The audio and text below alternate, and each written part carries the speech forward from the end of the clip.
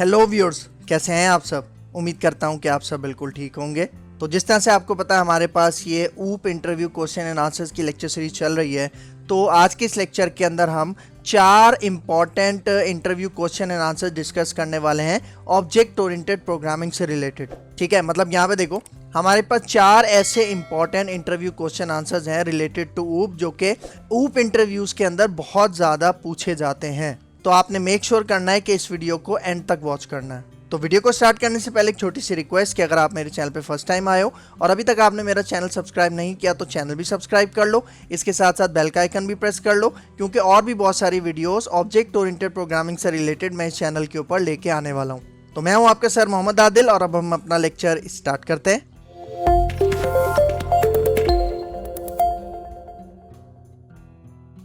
तो भाई यहाँ पे देखो 4 important interview question and answers. ठीक है, सबसे पहले मैं आपको वो 4 इंपॉर्टेंट इंटरव्यू क्वेश्चन आंसर्स दिखा देता हूँ। ठीक है, यहाँ पे आ जाओ। देखो सबसे पहला है हमारे पास और वो है, is it always necessary to create objects from a class. मतलब क्या ये हमेशा जरूरी होता है कि हम क्लास का ऑब्जेक्ट बनाएं। ऑब्जेक्ट मतलब जिसको आप इंस्टेंस भी कहते हो ना। तो यहाँ पे कह रहा है कि हमेशा जरूरी है कि हम क्लास का ऑब्जेक्ट बनाएं और उसके बाद ही उसको यूज करें। ठीक है, तो एक तो ये सवाल हो गया। दूसरा सवाल है यहाँ पे देखो, how much memory does a class occupy. ठीक है, टेक्निकल क्वेश्चन है, अक्सर इंटरव्यूज में पूछा जाता है। मतलब यहाँ पे कह रहा है कि वो जो क्लास होती है जिसका हम ऑब्जेक्ट बनाते हैं वो मेमोरी में कितनी स्पेस कंज्यूम करती है। ठीक है, इसको भी हम यहाँ पे देखेंगे। फिर यहाँ पे देखो, can we restrict object creation in C sharp. इसका मतलब भाई देखो हम क्लासेस का क्या बनाते हैं, ऑब्जेक्ट बनाते हैं ना। तो क्या सी शार्प के अंदर ये पॉसिबल है कि हम ऑब्जेक्ट की जो क्रिएशन है उसको रोक सकें, रिस्ट्रिक्ट कर सकें। मतलब उससे हम अगर हम नहीं चाह रहे कि भाई हमें उस क्लास का ऑब्जेक्ट बनाना है, क्योंकि बहुत सारी केसेस में ऐसा हो सकता है कि हमें अपनी क्लास का ऑब्जेक्ट नहीं बनाना, तो उस केस में हमें क्या करना पड़ेगा वो भी इस लेक्चर के अंदर बताऊंगा। और फिर देखो, is it possible to inherit enum in C sharp. भाई सी शार्प के अंदर और जावा के अंदर भी एक बहुत ज़्यादा इंपॉर्टेंट कॉन्सेप्ट है जिसको हम कहते हैं इनम। फुल फॉर्म क्या होती है इसकी, इन्यूमरेशन। तो यहाँ पे कह रहा है कि क्या हम इनम को इनहेरिट कर सकते हैं। मतलब फॉर एग्जाम्पल कोई क्लास है वो किसी इनम को इनहेरिट करना चाह रही है, तो क्या ऐसा पॉसिबल है। तो इसका आंसर भी इस लेक्चर के अंदर देखेंगे। ठीक है, तो सबसे पहले हम यहाँ पे बात करते हैं, जो हमारा पहला क्वेश्चन है वो क्या है, is it always necessary to create objects from class. तो इसका आंसर क्या है, यहाँ पे देखो देखो क्या कह रहा है, आंसर क्या है, नो। मतलब जरूरी नहीं है कि आप हमेशा अपनी क्लास का ऑब्जेक्ट्स बनाएं। मतलब देखो यहाँ पे क्या कह रहा है, no, if the base class includes non-static methods then an object must be constructed। मतलब यहाँ पे क्या कह रहा है कि अगर किसी क्लास के अंदर नॉन स्टैटिक मेथड्स हैं, नॉन स्टैटिक मेथड्स हम किसको कहते हैं, इंस्टेंस मेथड्स को। मतलब अगर किसी क्लास के अंदर नॉन स्टैटिक मेथड्स हैं, इंस्टेंस मेथड्स हैं, तो उस केस में हमें अपनी क्लास का ऑब्जेक्ट बनाना पड़ता है। मतलब उस केस में हमें ऑब्जेक्ट लाजमी बनाना पड़ेगा नॉन स्टैटिक मेथड्स को, इंस्टेंस मेथड्स को एक्सेस करने के लिए। लेकिन यहाँ पे देखो क्या कह रहा है, but no objects need to be generated if the class include static methods। मतलब यहाँ पे कह रहा है कि उस केस में हमें ऑब्जेक्ट बनाने की जरूरत नहीं पड़ेगी जब हमारी क्लास के अंदर स्टैटिक मेथड्स हों, क्योंकि आपको पता है नॉन स्टैटिक मेथड्स के लिए हमें ऑब्जेक्ट बनाना पड़ता है, स्टैटिक मेथड्स के लिए हमें ऑब्जेक्ट नहीं बनाना पड़ता। तो यहाँ पे देखो क्या कह रहा है, in this scenario you can use the class name to directly call those static methods. मतलब अगर हमारी किसी क्लास के अंदर स्टैटिक मेथड्स हैं तो आपको पता है स्टैटिक मेथड्स को कॉल करने के लिए हमें ऑब्जेक्ट बनाने की जरूरत नहीं पड़ती। हम डायरेक्ट क्लास नेम के साथ क्या करते हैं, अपने स्टैटिक मेथड्स को एक्सेस कर लेते हैं, कॉल कर लेते हैं। ठीक है, इसका प्रैक्टिकल भी मैं आपको यहाँ पे बताता हूँ, साथ साथ यहाँ पे आ जाओ। ठीक है, यहाँ पे देखो मैंने एक एप्लीकेशन बनाई हुई है। ठीक है, इसके अंदर आपको एक क्लास नजर आ रही होगी, उसके अंदर मेन मेथड नजर आ रहा होगा। ठीक है, तो फॉर एग्जाम्पल अगर मैं यहाँ पे एक क्लास बनाता हूँ, ठीक है, और इस क्लास का नाम मैं यहाँ पे रख देता हूँ एम्प्लॉय। ठीक है, एम्प्लॉय क्लास मैंने यहाँ पे बनाई। तो भाई देखो अभी अगर इसके अंदर नॉन स्टैटिक मेथड है, मतलब इंस्टेंस मेथड है, तो यहाँ पे देखो मैं एक नॉन स्टैटिक मेथड बनाता हूँ, पब्लिक वॉइड, और इसको हम कह देते हैं शो मैसेज। ठीक है, शो मैसेज यहाँ पे मैंने बनाया। ठीक है, और इसके अंदर मैं एक मैसेज यहाँ पे पास कर देता हूँ, CW टैप करते हैं और यहाँ पे मैं इसको कह देता हूँ, ठीक है, हेलो, यहाँ पे मैंने लिख दिया। और देखो अभी हमारे पास नॉन स्टैटिक मेथड है, मतलब इंस्टेंस मेथड है। क्यों, क्योंकि इसके अंदर अभी स्टैटिक का कीवर्ड यूज नहीं हुआ। तो इस मेथड को एक्सेस करने के लिए मुझे लाजमी यहाँ पे क्या करना पड़ेगा, अपनी इस एम्प्लॉय क्लास का ऑब्जेक्ट बनाना पड़ेगा। ठीक है, सही है, इस तरह से हम क्या कर लेंगे, इसका ऑब्जेक्ट बना लेंगे। ठीक हो गया। और अब यहाँ पे आके जो हमारे ऑब्जेक्ट का नाम है एम्प्लॉय, डॉट करके हम यहाँ पे क्या करेंगे, इस शो मैसेज मेथड को क्या करेंगे, एक्सेस करेंगे। ठीक है, लेकिन भाई अगर हम यहाँ पे अपनी क्लास का ऑब्जेक्ट नहीं बनाना चाह रहे तो हम यहाँ पे क्या कर सकते हैं, हम यहाँ पे इस मेथड को स्टैटिक बनाएं, ठीक है। और जैसे ही आप स्टैटिक कीवर्ड लगा दोगे तो ये वाला जो मेथड है अब ये नॉन स्टैटिक मेथड नहीं बल्कि स्टैटिक मेथड बन जाएगा। और स्टैटिक मेथड्स को हम क्लास मेथड्स भी कहते हैं, मतलब क्लास मेंबर्स भी कहते हैं। तो उसके लिए हमें यहाँ पे क्या करना पड़ेगा, हम डायरेक्ट यहाँ पे देखो क्या करेंगे, इस कोड को मैं यहाँ से कमेंट आउट करता हूँ। हम डायरेक्ट यहाँ पे क्लास का नाम लिखेंगे और फिर डॉट लगा के हम यहाँ पे क्या करेंगे, अपने इस मेथड को इस तरह से एक्सेस कर लेंगे, ठीक है। तो यही चीज यहाँ पे बता रहा था कि अगर नॉन स्टैटिक मेथड्स हैं तो आपको ऑब्जेक्ट बनाना पड़ेगा, अगर स्टैटिक मेथड्स हैं तो आपको ऑब्जेक्ट बनाने की जरूरत नहीं है।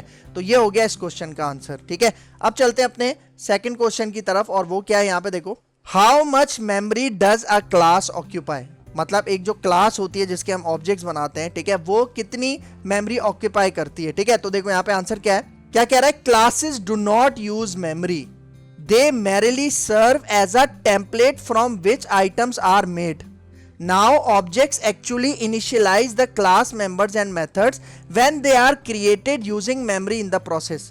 मतलब यहाँ पे देखो क्या कह रहा है कि क्लासेस जो होती है ना वो खुद मेमोरी ऑक्यूपाई नहीं करती, तो मेमोरी ऑक्यूपाई कौन करता है। यहाँ पे देखो क्या कह रहा है कि जब हम उस क्लास के ऑब्जेक्ट्स बनाते हैं, ठीक है, और उस क्लास के अंदर जो भी वेरिएबल्स होते हैं, मेथड्स होते हैं, जब हम उन्हें इनिशियलाइज करते हैं ना तो वो ऑब्जेक्ट्स बेसिकली क्या करते हैं, आपके पास आपकी मेमोरी कंज्यूम करते हैं, ऑक्यूपाई करते हैं। मतलब क्लासेस तो जस्ट क्या है, टेम्पलेट है। मतलब क्लासेस तो जस्ट क्या है, एक टेम्पलेट है। जिस तरह मैं आपको यहाँ पे बताऊं, यहाँ पे आ जाओ, ठीक है। फॉर एग्जाम्पल यहाँ पे देखो, मैं ये वाला मेथड यहाँ से कमेंट आउट करता हूँ, कंट्रोल के कंट्रोल सी, और इसके अंदर यहाँ पे देखो मैं कुछ वेरिएबल्स बनाता हूँ, ठीक है। फॉर एग्जाम्पल यहाँ पे मैं एक वेरिएबल बना लेता हूँ ID, ठीक है, और एक दूसरा वेरिएबल यहाँ पे मैं बना देता हूँ फॉर एग्जाम्पल एम्प्लॉय की एज, ठीक है। तो यहाँ पे मैंने दो वेरिएबल्स बना लिए अपनी इस क्लास के अंदर। तो अभी देखो ये जो क्लास है ना, ये अभी हमारी मेमोरी में कोई भी स्पेस ऑक्यूपाई नहीं कर रहा, लेकिन जब मैं इस क्लास का ऑब्जेक्ट बनाऊंगा, ठीक है, किस तरह से, यहाँ पे देखो ये जो हमने ऑब्जेक्ट बनाया था इसको अनकमेंट करते हैं, कंट्रोल के कंट्रोल यू।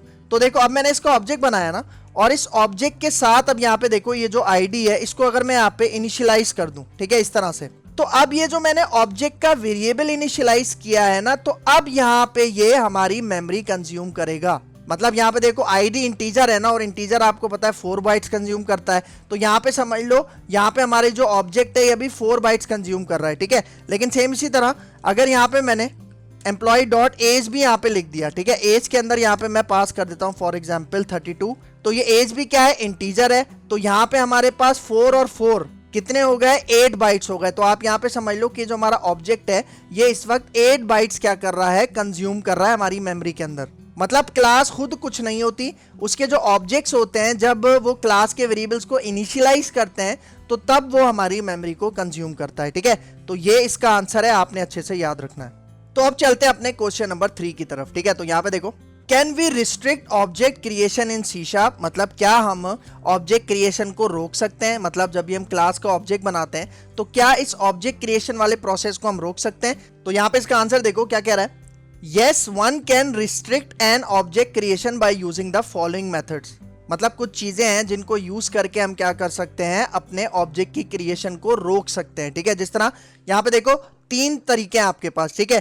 पहला है एब्स्ट्रैक्ट क्लास, फिर है स्टैटिक क्लास, और फिर है प्राइवेट या प्रोटेक्टेड कंस्ट्रक्टर। मतलब इन तीनों चीजों की मदद से, बल्कि 3 नहीं है 4 हैं, इन चारों चीजों की मदद से हम क्या कर सकते हैं, अपने ऑब्जेक्ट क्रिएशन को रोक सकते हैं, ठीक है। इसका भी मैं आपको प्रैक्टिकल बता देता हूं, यहाँ पे आ जाओ। जिस तरह यहाँ पे देखो हमारे पास एक एम्प्लॉय क्लास है ना, अभी एक नॉर्मल क्लास है, ठीक है, तभी यहाँ पे देखो मैं इसको ऑब्जेक्ट बना पा रहा हूँ और इसके अंदर कोई इशू नहीं आ रहा। लेकिन अगर मैं इस क्लास को क्या बना दूं, एब्स्ट्रैक्ट बना दूं, तो यहाँ पे देखो शुरू में मैंने यहाँ पे एब्स्ट्रैक्ट का कीवर्ड लगा दिया। तो देखो जैसे ही आप यहाँ पे एब्स्ट्रैक्ट क्लास बनाओगे तो यहाँ पे देखो एब्स्ट्रैक्ट क्लास का हम ऑब्जेक्ट नहीं बना सकते, देखो एरर आ रहा है। और अगर इसके ऊपर मैं माउस लेके जाता हूँ तो आप एरर पढ़ो, क्या कह रहा है, can not create an instance of abstract type और इंटरफेस एम्प्लॉय। मतलब एब्स्ट्रैक्ट क्लास हो या इंटरफेस हो, दोनों के आप ऑब्जेक्ट्स नहीं बना सकते, ठीक है। तो ये तो पहली चीज हो गई। दूसरी चीज क्या थी, यहाँ पे देखो दूसरी चीज है स्टैटिक क्लास। तो यहाँ पे देखो अगर मैं यहाँ पे एब्स्ट्रैक्ट का कीवर्ड हटा के यहाँ पे स्टैटिक लगा देता हूँ तो यहाँ पे देखो फिर भी एरर आ रहा है। अगर मैं यहाँ पे माउस लेके जाऊं तो आप एरर पढ़ना। तो देखो क्या कह रहा है, can not create an instance of the static class. मतलब स्टैटिक क्लास का भी आप इंस्टेंस नहीं बना सकते, ऑब्जेक्ट नहीं बना सकते। फिर यहाँ पे आ जाओ, अब देखो यहाँ पे क्या कह रहा है कि अगर आपकी क्लास के अंदर प्राइवेट कंस्ट्रक्टर है या प्रोटेक्टेड कंस्ट्रक्टर है तो उस केस में भी आप अपनी क्लास का ऑब्जेक्ट नहीं बना सकते, ठीक है। तो फॉर एग्जांपल यहाँ पे देखो मैं स्टैटिक का कीवर्ड हटाता हूँ और यहाँ पे देखो मैं एक प्राइवेट कंस्ट्रक्टर बनाता हूँ, ठीक है। CTOR लिख के आप यहाँ पे टैप करो, ये शॉर्टकट है। अभी देखो पब्लिक है, तो पब्लिक कंस्ट्रक्टर के केस में तो मैं यहाँ पे ऑब्जेक्ट बना सकता हूँ, लेकिन अगर मैं इसको प्राइवेट कर दूं, ठीक है, प्राइवेट का कीवर्ड यहाँ पे लगाता हूँ, तो जैसे ही आप प्राइवेट लगाओगे तो यहाँ पे देखो, यहाँ पे अब हमारे पास ये ऑब्जेक्ट क्रिएट नहीं हो सकता। क्यों? क्योंकि यहाँ पे देखो न्यू कीवर्ड के बाद हम अपना कंस्ट्रक्टर एक्सेस करते हैं ना, तो कंस्ट्रक्टर में एरर आ रहा है। क्यों? क्योंकि वो प्राइवेट है और मैं इस कंस्ट्रक्टर को देखो दूसरी क्लास प्रोग्राम क्लास के अंदर एक्सेस करने की कोशिश कर रहा हूं। तो अगर मैं माउस लेके जाऊं, आप एरर पढ़ना, क्या कह रहा है, एम्प्लॉय डॉट एम्प्लॉय, मतलब ये जो कंस्ट्रक्टर है ये इनएक्सेसिबल है due to its protection level, क्योंकि हमने यहाँ पे एक्सेस मॉडिफायर यूज किया हुआ है और वो क्या है, प्राइवेट, ठीक है। फिर सेम इसी तरह अगर आप यहाँ पे प्रोटेक्टेड लगा लो, ठीक है, तो तब भी आपके पास ऑब्जेक्ट क्रिएशन रुक जाएगी, ठीक है। देखो मैंने यहाँ पे प्रोटेक्टेड लगाया और अब मैं इसके ऊपर माउस लेके जाता हूँ तो यहाँ पे देखो दोबारा सेम वही मैसेज आ रहा है जो प्राइवेट के केस में आ रहा था। मतलब ये जो प्रोटेक्टेड कंस्ट्रक्टर है ये इनएक्सेसिबल है due to its protection level, ठीक है। तो ये आपके पास हो गई 3 चीजें जिसकी मदद से आप क्या कर सकते हो, अपनी ऑब्जेक्ट क्रिएशन को रोक सकते हो, ठीक है। फिर आ जाओ हमारा लास्ट क्वेश्चन, और वो क्या है, देखो क्या कह रहा है, is it possible to inherit enum in C sharp, मतलब सी शार्प के अंदर क्या ये पॉसिबल है कि हम अपने इन्यूमरेशन को किसी क्लास से इनहेरिट कर लें। तो यहाँ पे देखो इसका आंसर क्या है, क्या कह रहा है, no it is impossible to inherit enum in C sharp because enums are by default sealed. भाई आपने सील्ड क्लासेस का कॉन्सेप्ट सुना होगा, तो यहाँ पे क्या कह रहा है कि जो हमारे इनम होते हैं ना ये बाय डिफॉल्ट सील्ड होते हैं, और जो सील्ड टाइप्स होते हैं, सील्ड इनम्स होते हैं, उनको हम इनहेरिट नहीं कर सकते, क्योंकि जितने भी इनम्स होते हैं या आप कस्टम बना रहे हो या आप प्री डिफाइंड यूज कर रहे हो, तो सारे इनम्स क्या होते हैं, सील्ड होते हैं, मतलब उन्हें इनहेरिट नहीं किया जा सकता। तो ये इसका आंसर है। अगर इसका भी प्रैक्टिकल करके दिखाऊं आपको, यहाँ पे आ जाओ, ठीक है। यहाँ पे देखो ये जो क्लास है इसके बाद मैं यहाँ पे एक इनम बनाता हूँ। इनम के लिए हम इनम का कीवर्ड यूज करते हैं, ठीक है। और इनम के अंदर हम क्या बनाते हैं, इनम के अंदर हम कॉन्स्टेंट्स डिक्लेयर करते हैं, ठीक है। तो फॉर एग्जाम्पल अगर मैं यहाँ पे एक इनम बनाता हूँ, इसका मैं नाम रखता हूँ days of week. Days of week के अंदर कितने डेज आ जाते हैं, 7 आ जाते हैं। तो आप यहाँ पे उन डेज को यहाँ पे राइट कर सकते हो, ठीक है। तो मैं जैसे यहाँ पे इनम बना रहा हूँ, इसके अंदर मैं कुछ लिख नहीं रहा। अब मैं यहाँ पे क्या करता हूँ, देखो ये जो हमारी क्लास है ना एम्प्लॉय, ये इनहेरिट करना चाहता है इस इनम को, ठीक है। कौन से इनम को, जिसका मैंने नाम क्या रखा है, यहाँ पे देखो डेज ऑफ वीक। तो देखना ये देखो जैसे ही मैंने यहाँ पे अपने इनम को इनहेरिट किया तो यहाँ पे देखो एरर आ रहा है, और अगर मैं इसके ऊपर माउस लेके जाता हूं तो आप एरर पढ़ना, क्या कह रहा है, employ can not derive from sealed type, मतलब आप सील्ड टाइप को इनहेरिट नहीं कर सकते। सील्ड टाइप किसे कह रहा है, यहाँ पे ये जो इनम हमने बनाया ना डेज ऑफ वीक, ये सील्ड है, और जो सील्ड टाइप होती है उसको आप इनहेरिट नहीं कर सकते, चाहे वो इनम्स हो या फिर सील्ड क्लासेस हो, ठीक है। तो यही पॉइंट यहाँ पे इस क्वेश्चन का आंसर ये हो गया, ठीक है। तो यहाँ पे हमारा ये लेक्चर हो गया है वाइंड अप। तो अगर आपको मेरी वीडियो पसंद आई है तो मेरा चैनल जरूर सब्सक्राइब करके जाना, इसके साथ साथ बेल का आइकन भी प्रेस करना, क्योंकि और भी बहुत सारी वीडियोस ऊप से रिलेटेड मैं इस चैनल के ऊपर लेके आने वाला हूँ। तो मुझे अपनी दुआ में याद रखना, मिलते हैं इंशाल्लाह नेक्स्ट लेक्चर में, तब तक के लिए दीजिए इजाजत, अल्लाह हाफिज।